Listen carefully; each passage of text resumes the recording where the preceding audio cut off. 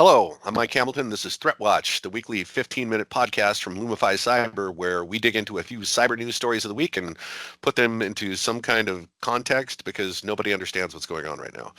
I will be at the American Hospital Association Rural Healthcare Leadership Conference next week, and I'll be speaking on low-cost and no-cost cyber solutions for rural healthcare. So if you're there, come find me.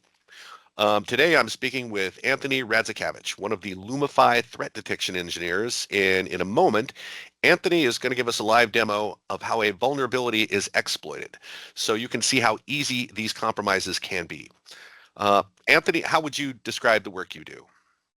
Uh, yeah, thanks, Mike. So again, I'm the offensive threat detection engineer here at Lumify, and my primary role is to conduct research around things that are happening right now or new vulnerabilities. So the big ones that we're going to really be worrying about are in a KEV list by CISA. KEV is known exploited vulnerabilities. So these are the things that are having action taken on them at that time, right? So these are live. These are going on. Yeah. And I look through articles. I see if I can find what are called proof of concept codes, where I can do the exploit myself and analyze that. Now, based on the analysis of network traffic and log collection, if you will, in the respective systems, then we can look at those behaviors, correlate that activity together, and then build detections in SIMs in order to identify if this has occurred on a client computer or network. Yeah, that is really important work, and I think that really helps differentiate Lumify as you have a team that's working on taking indicators of compromise and turning those into detection analytics, trying to stay in front of the bad guys. So Right. very happy to be working with you and the team. Before we get into the demo, though, I want to talk about a couple of things that are coming up in the, let's say, the geopolitical crosshairs that we find ourselves in right now. Microsoft just published that a Russian APT, Advanced Persistent Threat Group, has access to U.S. critical infrastructure. And this group has been responsible for destructive attacks, okay? The ones that wipe out a network permanently. So you remember NotPetya, that was global. That's with a backdoored a Ukrainian application. I think it was a tax application that was in use pretty much globally. And when they pull the trigger, there's collateral damage everywhere. So understand the take-home message here. They're destructive and they're already embedded in critical infrastructure. That's power, water, healthcare, finance, dam operation, chemical manufacturing, and more. The upshot here is that military action by the U.S. anywhere on the planet can result in the loss of the services we depend on to live. So I hate to say it that way, but that's what it means. Next, we're getting confirmation of something we all suspected, that Russian cybercriminals collude and cooperate with the Russian military.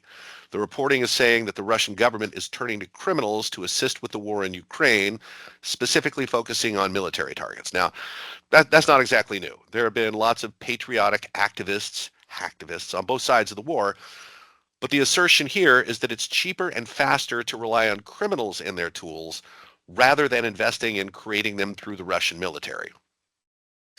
The other thing that this suggests is that the population of threat actors coming from Russia and capable of destructive attacks I just talked about has grown by a lot, and they are unconstrained.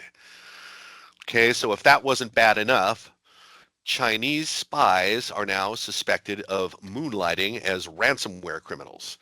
The example given in the article, and all these articles that I talk about are in the daily InfoSec Insider News Blast that we put out every day, so you can sign up for that on the Lumify site. The example given is that these operators use compromised AWS credentials to grab sensitive information from S3 buckets. And then on the way out the door, they encrypt all the company's computers and demanded a $2 million ransom. Reduced to $1 million if paid in 3 days. So nice discounting there, guys. So in addition to the threats that we routinely encounter, now there are criminals working for a hostile government and government threat actors engaging in crime. Espionage has been something that every government puts up with, right? We all do it. Criminality is universally despised, at least in public statements, but When the lines get blurred like this, it can become a very dangerous free-for-all, and that's where it looks like we're going. Okay, so speaking of the threats we encounter, Anthony, I'm going to turn it over to you. What are you going to show us? All right, thanks, Mike. Let me just go ahead and share the screen here real quick. And I have a couple systems here. Are you able to see it? Yep. All right. So the first system that I have is a Kali system, which is a very common pen testing or hacking Linux distribution developed by the folks at Offensive Security. And I also have this Windows machine because what I'll be demonstrating is a local privilege escalation after the assumption of breach. Now here, I opened up Process Explorer just so you could see kind of the oddity at the very end of how this exploit works in terms of the module that I'm going to use. So the presumption here is, say for instance, I send a phishing email or something to, my target, right? And with that, I'm going to have to set up a listener on my side to capture the connection from their system. So right now I'm loading up MSF console to do that. Okay, great. So we have my listener set up, and what Metasploit framework is it's a C2 framework, the command and control framework that has modules, exploits built into it. And right now what I have is the listener to capture what's called a reverse shell. So I sent that to the target that I'm looking to gain access to. And the executable that they're going to click on, and maybe I would frame this as a PDF, and there's some other tricks that I'm not worried about in this demonstration, but they would click on it and it would take some type of action. Now you'll see here in Process Explorer, the connect.exe process is running, but we don't see anything on the GUI, we don't see anything on the Windows system to give identification that this has happened. However, when we go back to the Kali machine, the attacker host, we see that Metasploit has spawned what's called a meterpreter shell. A meterpreter shell has all sorts of subcommands built into it. It's a pretty darn powerful tool. So the first thing, just as a proof case here, is I'm going to execute getuid just to show you that I am on that Windows machine as the low priv user. So what I wanted to show is a CVE that turned to KEV back in Q4 of last year. So this was, being acted on, and I'm going to show how easy it is through what is called a Metasploit module. So I have this meterpreter shell. I have access to this machine on the attacker host as a low privilege user.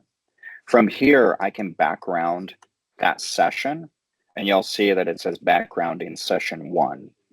Now I can use that module by going use, exploit, Windows,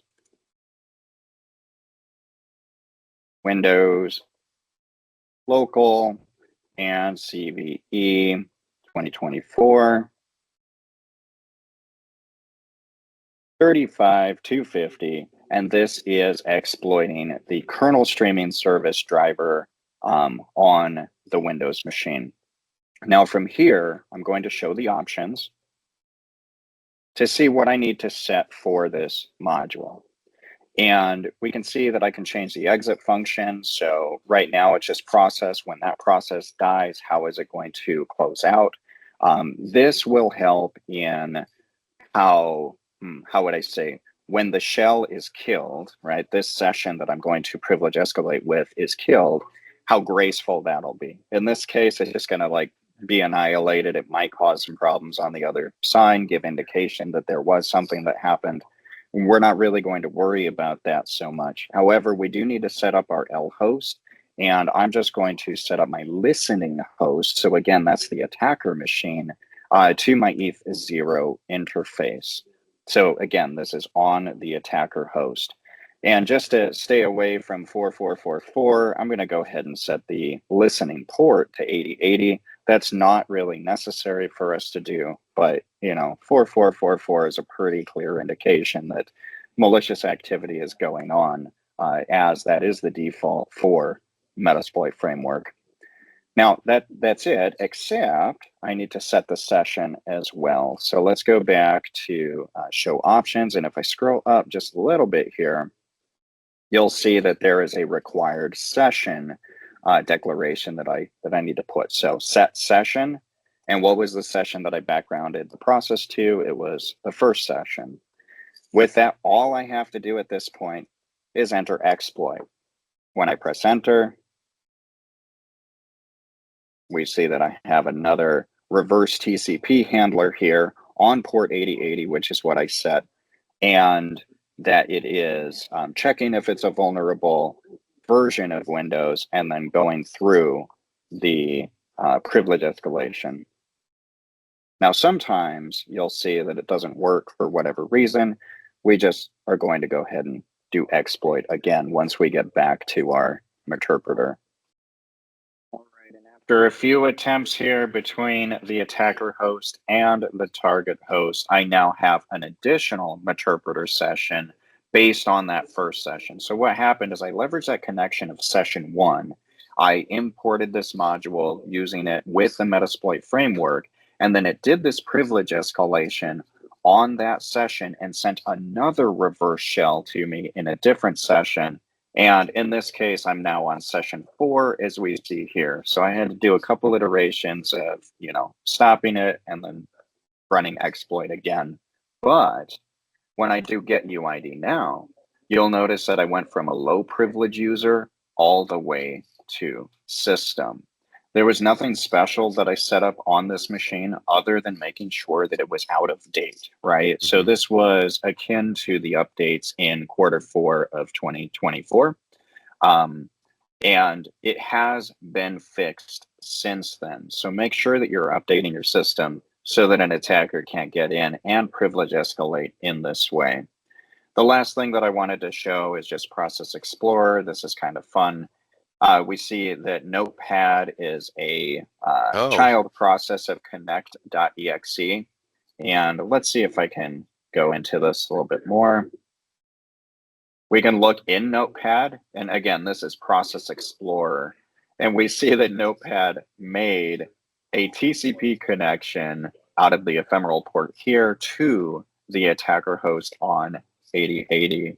So that's definitely not typical Notepad behavior. And if I break this out further, I most likely will see command.exe. Actually, you know what? Let me see if I can do that. I'll just go shell to open up the command prompt, and here it is. And there you go. If I do who am I, you'll see I'm still system, and it's as though I'm sitting at the computer at full system privileges. Now going back to Process Explorer, you'll notice that the command.exe child process of the notepad.exe process. So clearly this is not good behavior. You don't want to see Notepad kicking off other commands. But yeah, that's just something fun that we can witness as far as like the interaction of this module with the privilege escalation on this host. So now with this access, right, now's the point where you download the ransomware and get ready to pivot. Right, exactly. Wow, that was fascinating. One thing that I'll reinforce here is exploits don't always work the first time. And when they don't work and they shoot off an error, that's one of the things that we look for, in the SOC operation is those kinds of errors. And isn't that right? Somebody tried to hack you. It didn't work, but you got a bad guy in here, right? Okay. All right. Well, we're almost out of time. So let me leave you with this. You know that I like to make fun of AI stuff, and there's just no shortage of examples. So I got to tell you this. Last week, a law firm was excoriated by a judge, not for using AI to file a motion that included case law examples, because they used Gen AI to write that first draft. No, that wasn't why, but it's because the AI they used just made up cases. So Wyoming District Judge Kelly Rankin demanded that the attorneys explain why they shouldn't be sanctioned or disciplined for citing made-up information, including referencing 8 cases that didn't even exist, that the AI hallucinated. Now, I've always said that if there was a job to be replaced by AI, the first one would be attorneys. Okay. Now it doesn't seem that simple. So, word to the wise, check those results before using them to prosecute someone, or very bad things are going to happen. So, that's it. See you at AHA Rural or next week on The Wires. Sign up for free security awareness training next week. That'll be Friday. Check our events page for stuff coming up. And Anthony, thanks a lot. That was informative. I am also feeling somewhat entertained, so appreciate you very much. Take it easy. We'll talk later. Mike.